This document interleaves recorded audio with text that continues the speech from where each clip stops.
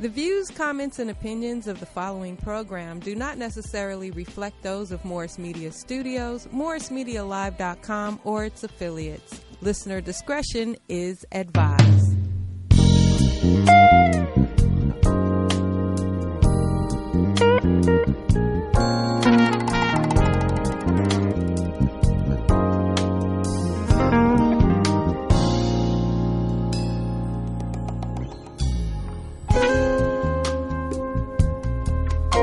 Good afternoon, each and every one of you out there in Radio Land, or is it YouTube Land? My name is Torre Brannon Reese. I'm the co-host of Jazzabrations and Beyond with the venerable Linda Morgan. Linda will be here. It's a little different with her not here, but she will be here. And I want to say hello to everybody out there who has gotten into this new year and got your new year off to a good start. And if it's not a good start, make it a good start. You know, do what you have to do to turn the situation around. I know you can do that. All right. And I want to wish you peace, love, and soul. And I want to wish you a very good life. I'm saying not only good new year or happy new year, but happy new life. Okay. Today, we're going to talk about a serious topic that has much to do with, I think, all freedom-loving human beings around the world. We know that this is January and 2019 to be exact. And January is the birth month of one of the greatest men who ever lived. His name was Dr. Martin Luther King Jr., Reverend Dr. Martin Luther King Jr. And he was born in 1929 and unfortunately passed away April the 4th, 1968. And at the time of his death, he was only 39 years old. As we talk about music and culture, one cannot help but think of the fact that as Dr. King and others who were aligned with him marched, there was always music playing. You know, musicians like Curtis Mayfield and Sam Cooke and John Coltrane, Nina Simone, and others all contributed to the movement in a musical way. Without the music, Dr. King even said, the movement would not have been the same. So there's a healthy marriage between our music, our culture, and our movement. Dr. King knew that. Malcolm X knew that. Anyone who was about freedom needed that musical inspiration to keep them inspired, to keep them up, to keep them moving, and to lift their spirits. Certainly, Dr. King needed a lifting of his spirits, particularly in those last days where he seemed to know that something was going to happen. He didn't know exactly when, but it seemed when you looked into his eyes that he knew something would happen. He didn't feel like he would be here to grow old with the rest of those who were his contemporaries. So with that said, let's go back and let's revisit the life of Dr. Martin Luther King.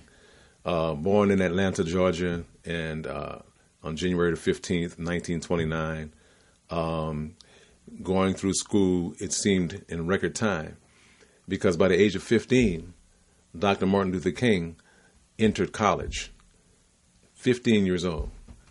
So it seems that he knew that maybe he didn't have a lot of time, and he got things done, and he got them done quickly. He goes on to college, graduating with a bachelor's degree at the age of 18. By the age of 22, 23, Dr. Martin Luther King was being called doctor. He got his doctoral degree at the age of 22, 23 years old, somewhere in there. I'll check the dates. But, you know, he did not waste time. He got right on with his life. He did the things that were necessary to conduct his life in a way where he would reach the goals that he set for himself. He married Coretta Scott King, who became Coretta Scott King, a very beautiful young lady on the inside and certainly on the outside, who was a concert pianist. And they bore 4 children together. And so Dr. King enters the public sphere around 1954-55, when he was asked by the leaders in Montgomery, Alabama, to become the leader of a new burgeoning movement for freedom and liberation. The organization was called the Montgomery Improvement Association. And Dr. King, being only 26 years old and being rather new in town, was asked to lead that organization and to lead what eventually became an internationally known movement that inspired people around this world. So can you imagine being 26 years old, and not really having everything in your life where you want it at that age? I mean, who has everything together at 26? Dr. King had a lot of stuff together.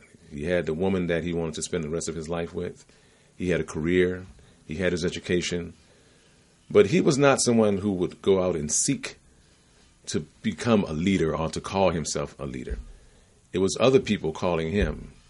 And as he stated, it was a higher power calling him to the ministry, and a higher power calling him to put his life on the line on behalf of people he didn't even know, but that he loved because he knew and understood and shared their experiences. And so with that said, we witnessed the emergence of a dynamic, charismatic, intellectual. And Dr. King, in addition to everything else that he was an intellectual. He was a person who didn't just talk because it sounded good or the words sounded good or that he could pronounce big words. He was a person who was well versed and in education in many different ways, via experience, personal experience, looking at the world through the lens of a black man living in America, as a minister, and then, of course, later on as a civil rights leader. And so when Dr. King would converse with people who held certain titles or certain positions in society, or when he would be invited to exchange intellectually on television shows, I want you, next time you get a chance, to go to YouTube and check out some of those tapes. We all know about the March on Washington, that speech that he gave, which is considered one of the greatest speeches in the history of this country. But in addition to those well-known public speeches that he gave, listen to the way he carried him. He articulated his position when he was in what I call intellectual battles on the airwaves. He had to know what he was talking about. He had to study. He had to research. He had to take the time to get to understand the tenor of the times that he was living in. And so when you would sit back and watch him on programs like, I'm forgetting the name of the program, but I think it's, I'll get the name of the program. It'll come back to me. But there were many programs that he was on where he was essentially being attacked for his positions. And they were not going to let him off the hook because he was a preacher or because he was, quote unquote, nonviolent. They were going to try to throw him off. They were going to try to discredit him. They were going to try to make him seem like he was teaching the wrong thing or like he was moving the wrong way. But Dr. King always knew what he was talking about. He was always solid in his positions. His philosophy of nonviolence essentially, in many ways, was a tactic that he used to advance the cause.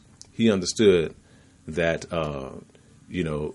nonviolence was not going to always be an option for everybody.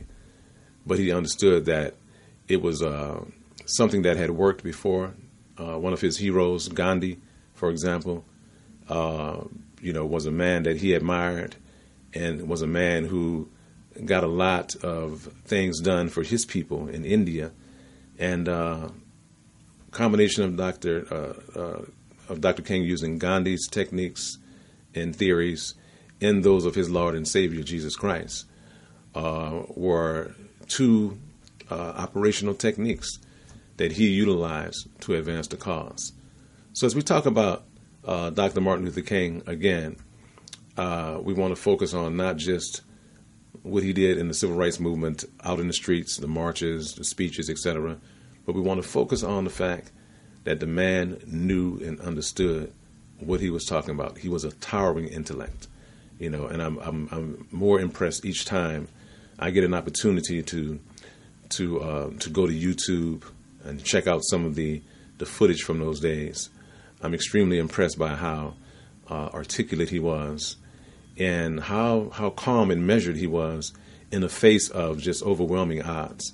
And so as we celebrate his life and we talk about the March on Washington, we talk about, some of the other, again, public, I don't want to say performances, but public speeches and presentations that he gave and shared. Let's also remember that it's going to take a lot of study. It's going to take self-development. It's going to take a commitment to some kind of principles. It's going to take some consistency, and it's going to take a whole lot of courage. I'm an admirer of Malcolm X, in addition to Dr. King. I admire the fact that Malcolm X stood up for what he believed in. And just as Dr. King did, Malcolm X put his life on the line. He was not going to sit and wait for someone else to come and do for him what he thought he should be doing for his people. Dr. King was the same way. People talk about the differences between the two men, and I guess the public rift that they had, and they did have their differences. Just as before them, Booker T. Washington and W.E.B. Du Bois had differences. Booker T. Washington thought that the best way for black people to get ahead was to not pay so much attention to politics. And where it concerned education, that black people should focus on fields, skills that, inspired them to use their hands or, to get their feet wet, etc. His phrase, "pull yourself up by your own bootstraps," was a very, very well-known phrase that he espoused. Whereas Du Bois was talking about engaging in political action. Du Bois was talking about education beyond blue-collar types of jobs or blue-collar types of careers. Du Bois was talking about protest in the streets and writing as a form of protest, poetry as a form of protest. So these two giants whose careers existed or came to fruition, 50, 60 years before we heard of Dr. King and Malcolm X. These two giants helped to change the lives of millions of people. And then there was Marcus Garvey. So as we talk about Dr. King, we talk about Malcolm X, we must remember that there was a path laid out before they even came to, before they were even born, actually. There was a path laid for them. There were blueprints laid out for them in terms of how they should move in society and in their careers. And there are lessons that we all should learn. Now, the rift between Malcolm X and Dr. King was, of course, initiated by the press. The difference is that people talked about in the media were strategically in place to widen that rift between these two men. And we're not here to focus on the differences. Let's focus on what we have in common. Let's focus on the good. Let's focus on the progress that was made. Let's focus on the productivity that both men espoused. And I'm sure that even in our own families, we have differences. We have differences of opinion, different ways of dealing with subject matter, different ways of thinking, but we're still family at the end of the day. And with that in mind, I guess I will take a short break and come back with the dynamic Linda Morgan, who will join me, her co-host.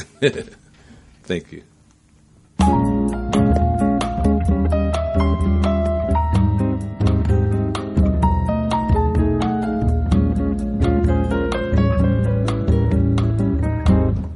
In a sentimental mood, I can see the stars come through my room, while your loving attitude lights up a flame that lights the gloom on the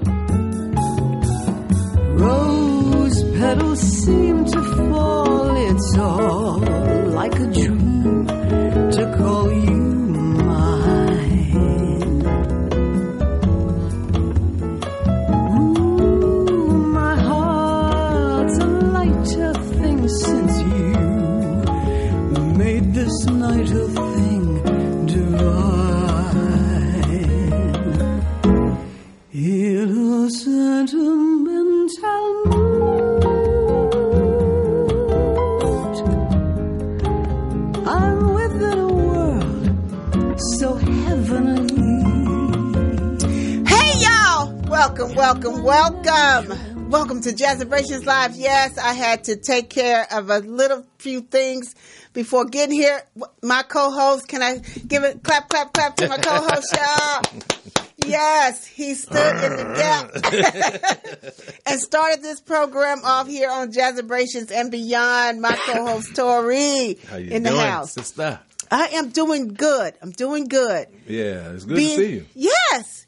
This is Martin Luther King weekend. Right. And I know that's what we wanted to talk about and to really just celebrate him. I was just checking my email. Mm-hmm. And I get the NAACP emails from Mr. Derek Johnson, the president. Okay. And he did this little honoring Dr. King with action. It was supposed to be a day of service. Right. And so tomorrow, he says, our nation will honor the legacy of Dr. Martin Luther King Jr., a man whose dream of an America that was truly equal for all its people has inspired generations of women and men to fight to bend the arc of the moral universe toward justice. From the Montgomery bus boycott to marching across the Edmund Pettus Bridge, Dr. King's actions challenged our society to be better and to come together to fight against the evils of racism, poverty, and militarism that divide us. Today we see the fruits of his efforts and the progress that's been made over the past few decades, but we know how much work remains to be done before we can say that Dr. King's dream has been fully realized. Now, I'm going to stop right there. Yeah. Because are we ever really going to see his dream fully realized? That's a question. Well, I don't think that's a question any of us can truly answer. I think that we have to do the best we can to actualize the things that he talked about in our lives. We have to do our very best to follow his example. And more than anything, we have to engage in struggle. We have to engage in the movement. We have to go beyond talking. Right. You have to be about it. You have to be about it. A lot of people talk a good game, but Dr. King was out there in those streets. Right. In a way that I don't think most people, they don't get it. You know what? I've never really experienced a march, even though they had a women's march yesterday. It was not even so publicized that I knew about it until I saw a clip of it on the news. I would have thought that social media would have been bombarded. Well, now let me tell you this. Something happened with that. Let me tell you this. Tamika Mallory, the co-president of the Women's March. That's the march you're talking about, the Women's March, right? That took place yesterday, yes. She is being attacked right now. They're trying to take her down, take her out. And it's the old trick of guilt by association. They're trying to link her to Louis Farrakhan and say that anything that he says that she supports. But she said vehemently that she does not agree with everything that he believes in and everything that he espouses. She can, and she has the right to have her. She has the right to have, but she also has the right to attend his events, to talk with him, to meet with him, and anyone else who's concerned with the downtrodden. And she speaks eloquently about that. And the thing about it is she's a black woman, and other sisters of color, along with her, are running that movement. And there are people who just don't agree that they should lead the movement. It's a black woman who started the Me Too movement, right? And better than I do, as an African American woman, some of the jealousies you get not only from people who quote unquote happen to be white, but even from some men, because you're leading, you're out there, and people get jealous and everything. So that may be a reason you didn't hear a lot about it, because there's so much inner turmoil going on right now with that movement. That is something that Dr. King dealt with. Right. Yeah. And if I have any of my friends or family that's out there that participated in the march, had some friends that participated in the march, call us. We're here to talk about this weekend, Martin Luther King weekend, 323-293-3375. And as I was sharing that, to be 57 and to have never actually participated in a march. That says something, you know, because I'm here in LA, but most of my life I haven't always been here. I was born and raised here, but I've been traveling, but never got interested enough to be on the front line. Well, I mean, you know, I have the thoughts, you know, I'm with you, and all that, right? I think that's my scariness, y'all, that don't allow me. Well, no, I don't think you have any fear. I got a few. I think you contribute in the way that you can. I mean, I was talking earlier about Dr. King and his love of music, and whenever they would march, they would sing. Right. You know, and some of those songs came from Sam Cooke, Curtis Mayfield. You know, there were artists like Nina Simone and John Coltrane, and Max Roach, and others who contributed musically. You know, everybody can't do the same thing. Ooh, Lord, you know that's true. So we're going to let you off the hook, huh? Ooh, can I stay in my lane over there? I can provide y'all with some music and some spaces. I can create some avenues for us to be able to play some music. Right. That's me. You're right. I'm in the background creating that part. Yeah. But it's just interesting because when I chimed through the news and saw that it was happening, I'm like, dang, I don't even hear nothing that it was going on. Yeah. And like you said, because of the turmoil that's going in the background, it wasn't put out there social media wise, and you know, it wasn't something that you could visibly see as you troll your Facebook feed or your Instagram feed, or something talking about it. Well, but that's you know, it's tomorrow. Being that here in Leimert Park, we're in Leimert Park. Yesterday they had their parade in Inglewood. I heard from our church report that it was outstanding. We didn't get a chance to attend that as well. So Inglewood has been doing it probably about the same length of time that LA. Right. It would have been, I mean, that's a long trail to try to go down Crenshaw and go all the way to Inglewood. But so tomorrow is the parade here in Leimert Park. Well, yeah, you know, that parade has just been growing, I think, every year. You know, I think at first they used to meet, or they would end the parade would end somewhere else on the east side, and then they switched it to Leimert Park. The direction to bring it here. Yeah, which is appropriate, I think. Yes. So I think it's a great event. You know, I've had some mixed emotions about when we do events and stuff, and when we think that because we did an event that we actually did all we could to, you know, honor the person or contribute to the movement. I think that's a small step. Right. As you asked that question about have we or will we realize his dream, I think that it's disingenuous to think that a march or a parade or a festival will achieve the goals that a person who gave their life did. And so that's going to take some real work. That's some in the trenches, get on the boots on the ground, and let's really put some things into action. But let's deal with your question. You know, let's look at the fact that, as the title of his book, Ta-Nehisi Coates says, 8 years in power. He was talking about Barack Obama having 8 years. And in those 8 years, you know, we saw a different America. Now, did we see the true America? I don't know. Some of it was true, but some of it was maybe an act, not from him. Right. But there were people who were under the impression that because of his position and his title, that there was some serious fundamental changes. And there were some changes. There was a lot that he did in 8 years. But look what happened after he left. Could he done more? Yes. You know, so look at where we are now, really y'all. Or did we just think that things actually changed? Right. You know, that's a question. So, and very interesting because how do you sell? You know, it's amazing how many things are going on in the background. The Syria incident. You didn't even hear about it until their bodies was coming back home. I was like, you know, what happened? He pulls out 1 week, the next week they kill Americans. Yes. I mean, it's just, you know, and now you have people who are working every day, keeping us safe, you know, TSA agents and, you know, all these people. Yeah, we're trying to keep the mood up, but there's a lot going on in this city. Yes, there's a lot going on to talk about, a lot of different. Right. Teacher strike. Yeah. If y'all saw, I took my little Mr. Master Aaron to his school because he just wanted to sit at home on the couch. And I was like, look, little activist. Let's go do you little social justice activist. You are not going to sit on this couch every day. No, I'm going to take you up to the school and you're going to see this is my first strike because when they had it in 89, I didn't have no kids. Right. My child was born in 1990, which I just missed it.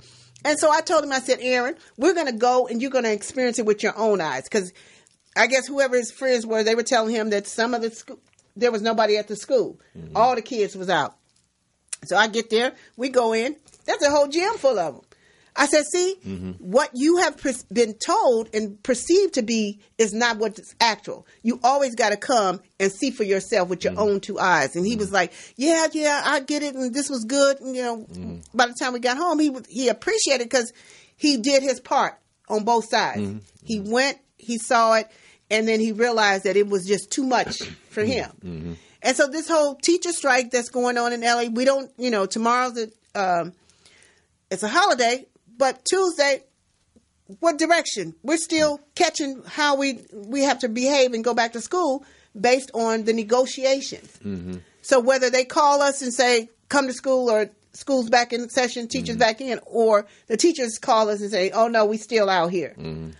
So it's a you know, but yeah, it's crazy. I mean, but again, back to your question, you know, has his dream been realized? Well, this is where the work comes in. Now, there's a teacher strike. There's a shutdown of the government. You know, these are just a few of the things that we can mention.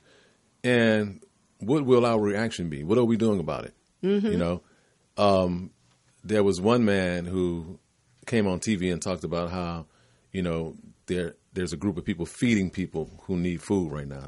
They literally cannot buy. Big shouts out to Doolins for that. He fed the Dorsey teachers right here in our own community. See, that's what I'm talking about. And big ups to you, Greg, at Doolins. And in that way, Dr. King's dream lives. Right. Because it's action is actually fundamentally helping someone, you know, at a level where they really need the help. And this is when we need to dig in and dig together. Right. Dig in and dig together, wrap our arms around each other, and see what kind of support our neighbors. We don't even know our neighbors. Here's the thing I've been thinking Start about. on your own block. Here's what I've been thinking about. How in the world did we invent a system that would allow someone to hurt people like that? I don't care what his title is, president, vice president, king. You should not be having this amount of power. That powerful where you can stop somebody's paycheck from coming in because you want to build a wall. You know, I won't get all into the wall stuff, but it's one of the most insidious actions that I could imagine somebody. And putting people's lives in danger. Right.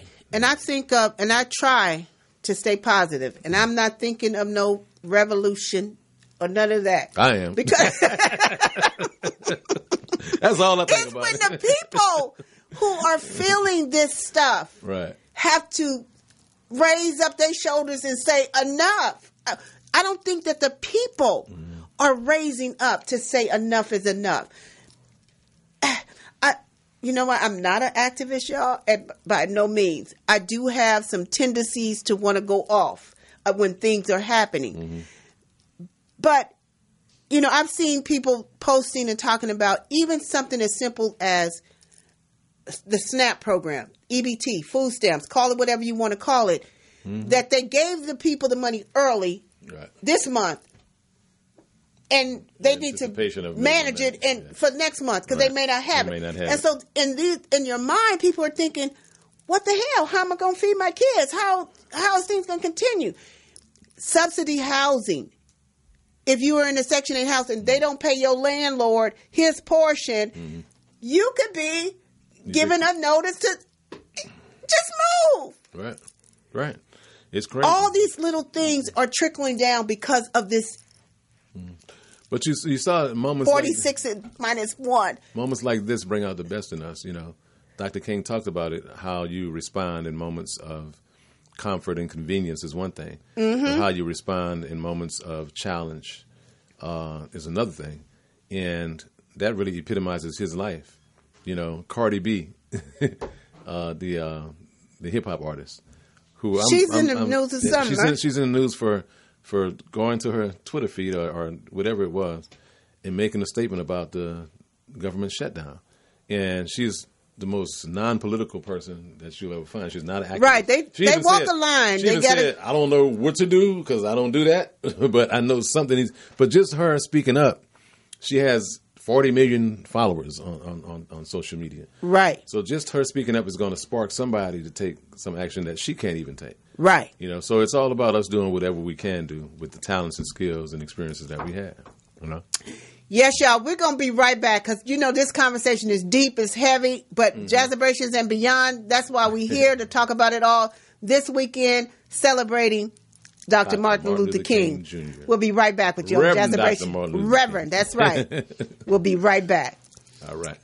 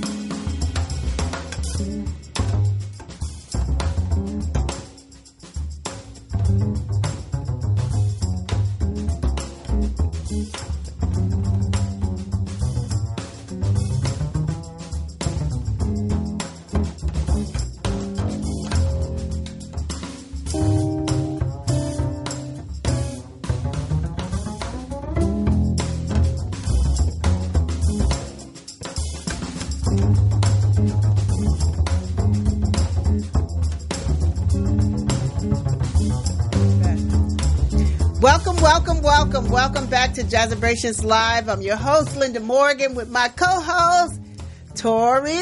Hey. I know this conversation is not light today, but we are just grateful. Hey. Grateful to be here. Grateful to be talking about Martin Luther King, Dr. Reverend Martin Luther King. Let me keep that straight. Y'all know when my eyes buck, I'm being serious. Reverend Doctor. Reverend Dr. Martin Luther King.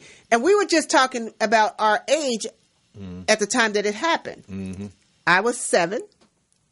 And I was 7 going on 8. He was 7 going on 8. Because I would have been 8 in July. He passed in April. Mm-hmm. And I don't really have any memories. I do. And he does. So that in contrast of itself tells us, you know, based on where we were in our lives my uncles were in the Black Panther Party and in the Nation of Islam. So I have kind of an activist background that I grew up in. And I remember in the neighborhood where I lived in New Orleans, you had to put a dark black or blue handkerchief on the outside of your door to let the world know that you were black. Because if you weren't, you were taking a chance on your life back then. It was very, very trying times, you know.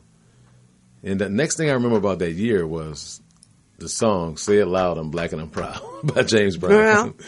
It was that year, '68, that he released that song, and it was the same year that Robert Kennedy was murdered, and it was the same year that John Smith and Tommy Smith and John Carlos put their fist in the air in the Olympic Games in Mexico City. Wow, 68 was one of the most tumultuous years in the history of this nation. It was probably compares with 1865, which is the year the Civil War ended. I can't think of another year that had more happening. The students who were accosted by the police that year. Just so many things went on. So, I mean, at 7, we was pretty much, Yeah, we were babies, but stuff was going on. No, I know the thing that was happening. Yeah. Stuff was happening. Yeah. Just think about the fact. My gratitude is I'm still here. Right. Because I do remember living in Watts, and this must have been around the time of the Watts riots. Because I just remember people running through the projects all crazy, windows being burst out of people's houses. I remember that vaguely, right? In terms of my little 7-year-old memory. Right. But, if we could celebrate him and celebrate what he represented on a scale where I'm glad for those who fought for him to at least have a day off. Make it a national holiday. Mm-hmm. That was a long fight with Stevie Wonder leading that. Yeah. We finally realized that. So to honor him on that day to have a day of service would be, I guess, his dream realized, because a lot of people do go out and participate on that one day. Again, I'm not pushing back on what you're saying. I agree with what you're saying, and I embrace it.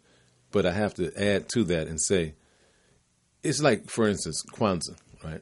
Or even Christmas. Beautiful spirit during that time of year. Everybody's talking about unifying and coming together. My concern is what happens after the holiday is over, right? What are we doing throughout the year to actualize the dream, right?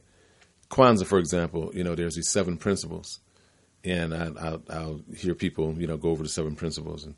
But then after the 30th or the 31st of December, you don't hear about Kwanzaa anymore. Christmas, same thing. I just think that we have to find a way to go beyond that holidays. One celebration, that one day, and we have to carry on. Absolutely, and I agree with you in reference to holidays. That's why I don't get all into them, because it's a lot of wasted emotion for a day, and then what's happening after that, like you said, what goes on after you done ran up your credit card bills buying crap that you don't need, that's never going to be played with, it's going to be sitting in a box somewhere. What happens with your mindset when that bill hits you in the mail? That's what happens after. Yeah, well, for those who participate like that. Yeah. For me, you know what I buy? What? Books. Books are very good. I pretty much give everybody a book. My kids would tell you, I bought books for my for my daughter, because Erin was way 10 years later. I had so many books for this child before she was born that by the time she turned 3, she had a whole library. And so now it's my pleasure. I'm passing her library that I've kept. She's 28. I've kept this library moving it from place to place to place with me in crates to whereas now I just sent her boxes of them. I said, okay, it's time for these to transfer because I got a grandbaby now. Yeah. That must have been the reason that I held on to them boxes. I mean, these are crates. I had like 10 crates of just books that I was carrying every time I moved. My friends was like, what? Absolutely. I carried them, and now I see why I carried them because it was for that granddaughter. But you see how that same book can enrich the life of your grandchild. So it never goes out of style. It's not like a toy that breaks down after 6 months, And so I'm not a prude. I'm not like the Grinch saying that we shouldn't celebrate Christmas or Easter or any of those things. I think that anytime you have an opportunity to get together with your family and spend some quality time, it's a good thing. You better make it more than just them days. I'm just saying, you're off work and stuff, and maybe right, because it's a time that you could get paid for being off. Yeah, yes. I had like 2.5 weeks off. School, which was nice. Yes, kind of hard to go back after 2.5 weeks. I know, but that's real. But it's just, to me, we have to figure out a way to continue that type of spirit. That warm, fuzzy, beautiful type of spirit that we had. And maybe we're going.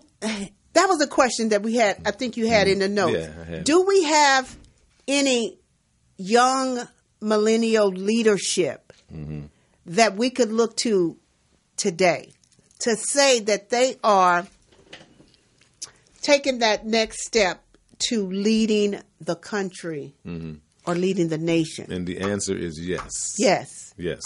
And we have to start focusing on those young people and promoting those young people who are out there doing it. Like, for example, I want to mention my student, Ken Shea Bell. I call him Prez because he's convinced that one day he's going to be president, right? And at the age of 17, he wrote and published his own book. And the name of the book is called The Movement.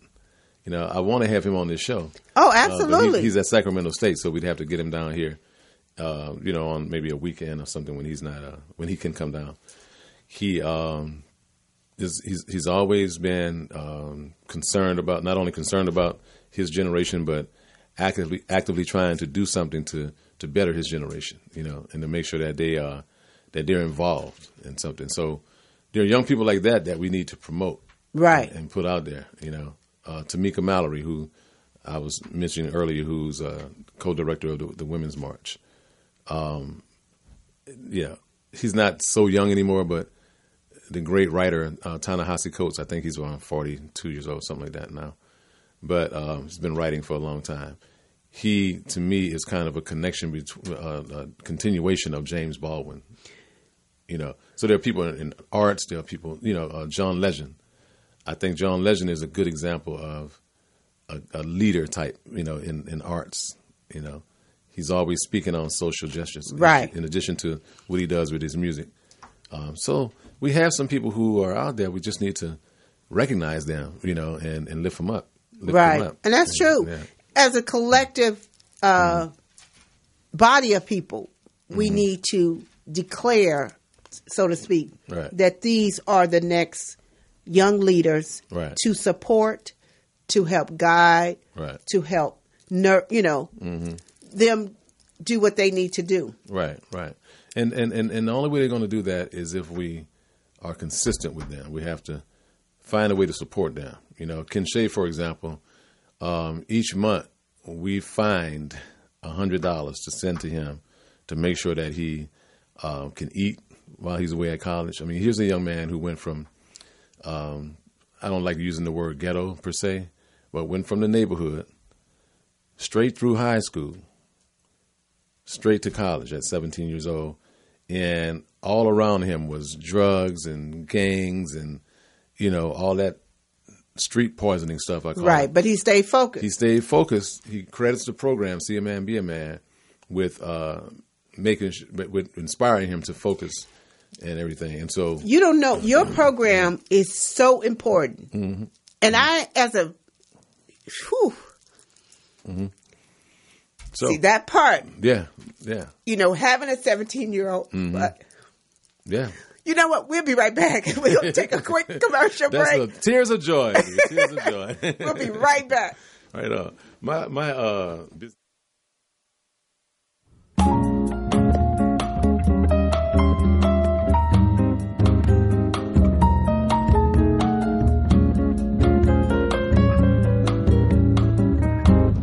in a sentimental mood, I can see the stars come through my room.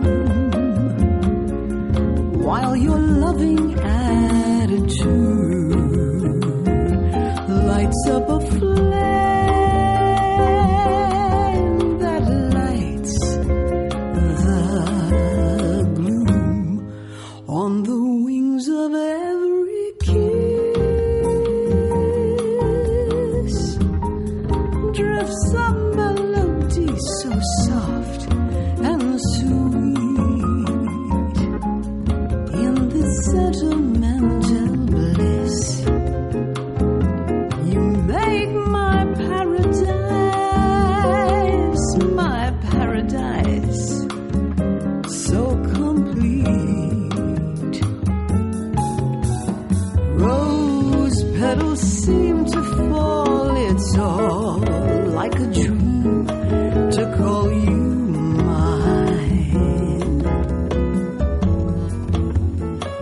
Ooh, my heart's a lighter thing since you made this night a thing divine. Okay, welcome back, y'all. You know me, I'm a big tear jerker. I had to pull it all together there, because when you talked about your program, See a Man, Be a Man, and I think about just the mentorship that goes on in that program, and how it's been really important for Aaron to be in Black Male Youth Academy. I know that program has helped him to get him to where he is today. Very strong, opinionated, focused, going to college. He's received one acceptance, and yes, before we get out there, yes, the Rams won. We couldn't watch the game because we're here, but we heard they won. Congratulations, Rams. We'll see you. But he did get his first acceptance to one of the colleges that he applied to, and he was like, "Oh, that's good, but that's not the one I want." And I said, "Well, that's good too. You'll get all the acceptance you need, and hopefully, when 3 or more accept you, then you can go to the one you want and say, what's the problem?" Yeah. Well, the greatest thing, that's the thing.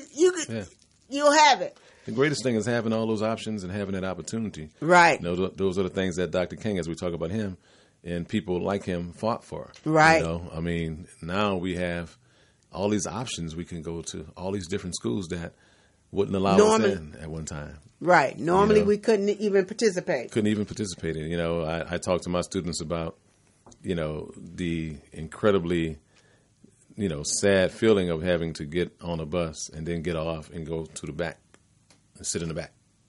You know, because a lot of young people now, they get on a bus and they want to go sit in the back. You know, right? It's like that's the hip thing to do, right? Right. Or sitting in the back of the classroom. And I tell them, when I am in school, you know, as a student, I want to sit in the front. Right. You know? And that's a good thing that you put them in a circle, because there's nobody sitting in the back. Nobody sits in the back. When you put it in a circle. I think the circle format should be the classroom format, because then you can go around and everybody participates. Nobody can hide in the back ground. And, you know, as I've sit in Aaron's different classes, it only makes sense to me. Because the person that's sitting in the back will never be called unless the teacher want to pick on them. Yeah. Well, that concept, that construct of being in a circle. Yeah, being in a circle is something that comes from indigenous cultures, cultures of inclusion that values the opinion of everyone. Of everybody. Everybody has a stake in this thing. It's not like, you know, because you have a certain degree of knowledge that you can dictate to everybody all of your ideas. Everybody's involved in the development of ideas. Right. And so that's how we teach, and it works. You know, they feel like, you know, hey, if I have something to say, I'm going to be heard. You know? So I'm valued. Yeah, yeah. So you know, and so I know Dr. King went through a lot in terms of, I'm pretty sure, everything that was going on back there, from him sitting down and negotiating with presidents as he had to, you know, somebody reaching that statue where you're even taken seriously enough to be able to get into the White House and sit down with the president.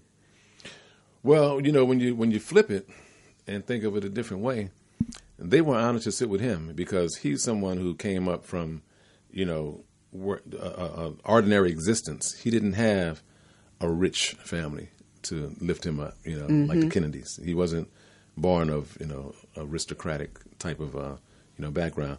So, I mean, here's a man who galvanized thousands and thousands of people in the streets, and whose national profile came about because of the serious work that he was engaged in. You know, and this is during the 1950s, you know, and 60s. So I would suspect that they should have been honored to meet with him. Oh, I'm sure. You know what I mean? Yeah. Despite their titles, but yeah, I mean, he's somebody that we should definitely honor through our actions. Just as I think that's the best thing that we can do, is just do the best we can to make some things happen on this planet. You bringing me in, like when you first asked me, I was like, does she know everything that I talk about? That's why I changed the name and put "and beyond," because beyond can be whatever we want it to be at this point. You know what I'm saying? Right. And so I did know. Yeah. I knew exactly who I wanted to co-host with me to be able to. And this is our first month. January is already gone. Wow. We only here 2 times a month, y'all. The first and the third Sundays. Please help us to grow in 2019. We want to really be able to share this platform with others. We are not here selfishly. You could put as many as 5 or 6 people at this table to be around here to have conversations with us. Reach out to us. Come up with a topic. February, we're going to theme out the months because there's so much going on in each different month. Like February, we know that's Black History Month, African American Heritage Month. Call it whatever you want to call it. 28 days in February to celebrate us. Right. We should be doing that in masses amount of celebration. It could be some backyard boogie. Hey, you got 28 days of partying in celebration of us. Then March, we got women's. Yeah, women's. Yeah. So we're going to be celebrating women in them 2 months. Those 2 Sundays, first and third. We're coming up with our show formats to be able to bring something interesting to you. April, y'all know what April is. We are all jazz in April. Everything jazz, from International Jazz Day to you name it, the Backyard Boogie. Right. And then just theming them out. And but the other thing, this year, 2019, is the 400-year anniversary of the arrivals of Africans. That's right. You was telling me. In Jamestown, right. And I'm so glad because I got me a historical partner here. So I'm learning a lot. Well, I mean, it's significant. I mean, that 400-year theme is something that in any spiritual teaching or whatever, it bears significance. And it's a year of change. The 400-year struggle is something that we have to acknowledge that was very painful. And still is very painful. Right. But the other side of it is that we survived it. And how did we survive? Why did we survive? Celebration that we have survived. You absolutely right.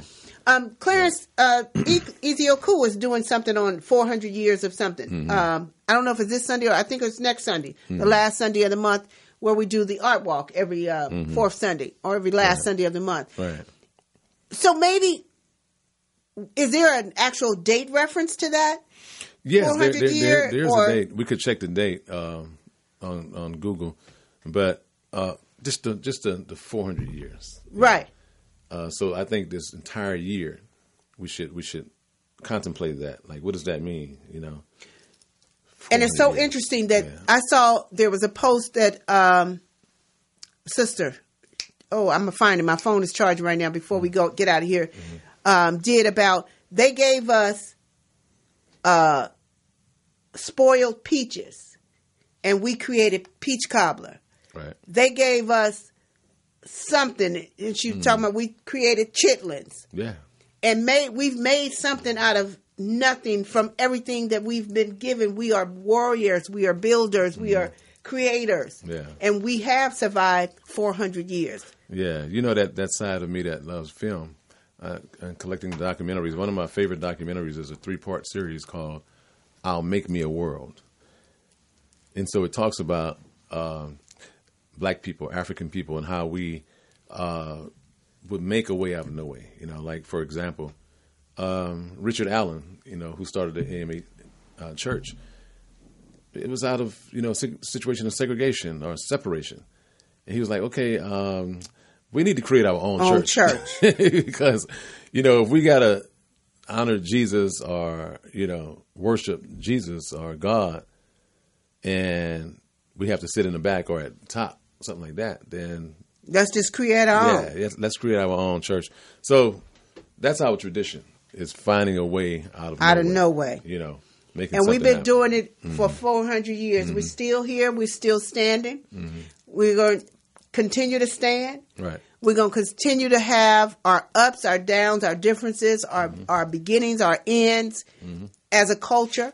Right. And, you know, as we started off the show, we're just talking about honoring and celebrating King on this weekend. Being that it's his weekend, that each of us can go out and do something of service to someone else. Right. Create an opportunity for yourself to be of service for someone else. There's plenty of things that's going on. Just if you just Google service on 21st, you'll find something in your neighborhood that you can get involved in. So I want to shout out to my mom, Gwendolyn, my inspiration, you know, my foundation. Love you, Mom. My daughters, Kelly, Candace, Jasmine, and Felicia. That's right, the 4 all of girls. my grandchildren, you know, just shout out everybody and tell them I love them, and we've only just begun. That's right, you guys. We have definitely just begun for the year 2019. I can hardly believe that, like I said, we're already 20 days into the year. 11 more days in January. So the year is going by fast. There's lots of stuff that's going on. People was teasing me last night because I did my Jazz in the Sky up at the City Club. And I was telling them, this is one of 4 concerts here. And I have 24 more. You know, one that I'm doing downtown LA, and then one I'm doing right here in Leimert Park every month, the first Thursday and the fourth Thursday. I'm still continuing the work of honoring jazz and blues legends. So I just wanted to put that out there to let you know we're still doing our Jazzabrations because we're going to continue to honor and celebrate those who have either gone unnoticed or noticed or need to be celebrated. And so I'm just grateful to be able to continue doing that work.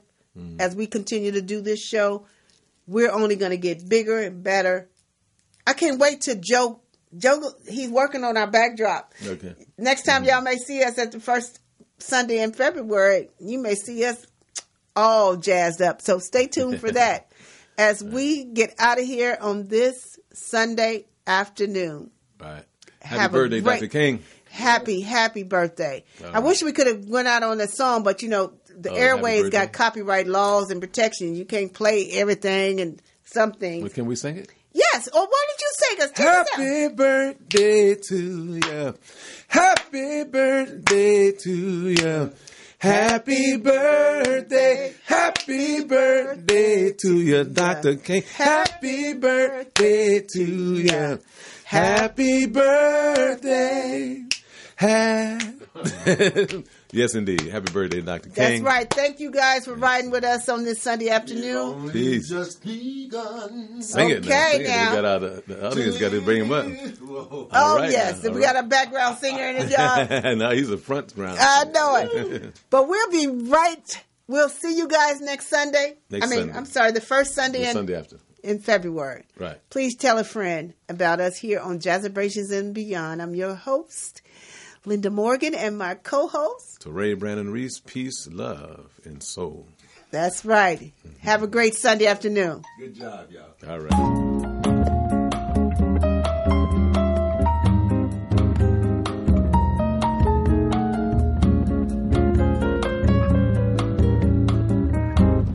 In a sentimental mood, I can see the stars come through my room, while your loving attitude lights up a flame.